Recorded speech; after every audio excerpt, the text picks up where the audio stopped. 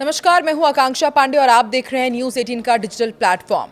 बांग्लादेश की राजनीति में आज का दिन यानी कि 13 फरवरी 2026 सुनहरे अक्षरों में दर्ज हो गया है, क्योंकि 2 दशकों के लंबे इंतजार के बाद बांग्लादेश नेशनलिस्ट पार्टी यानी कि बीएनपी ने ऐतिहासिक बहुमत के साथ सत्ता में वापसी की है।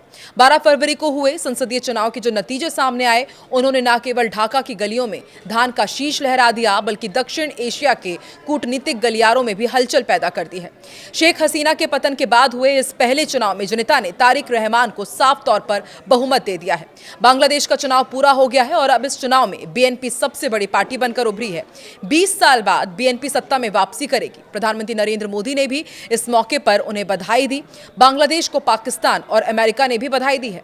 खबर है कि पार्टी प्रमुख तारिक रहमान शनिवार को प्रधानमंत्री पद की शपथ ले सकते हैं। बांग्लादेश चुनाव बीएनपी के जीतने के साथ ही विदेशों से प्रतिक्रियाएं सामने आने लगी है।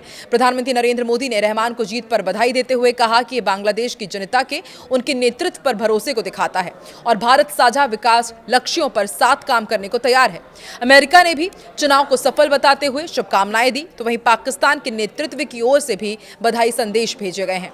बांग्लादेश चुनाव को बीएनपी और जमाते इस्लामी के बीच सीधी टक्कर माना गया, क्योंकि आवामी लीग मैदान में थी ही नहीं। जमात ने मतगणना में देरी और हेरफेर के आरोप लगाए हैं और चेतावनी दी है कि जनादेश छीना गया तो बड़ा आंदोलन होगा। नेशनल सिटीजन पार्टी ने भी कुछ सीटों पर धांधली के आरोप लगाए हैं। दूसरी ओर निर्वाचन आयोग ने मतदान प्रक्रिया में गड़बड़ी के आरोपों को खारिज करते हुए कहा है कि नतीजों में उतार चढ़ाव सामान्य है। बीएनपी पिछली बार साल 2001 से 2006 के बीच सत्ता में रही थी।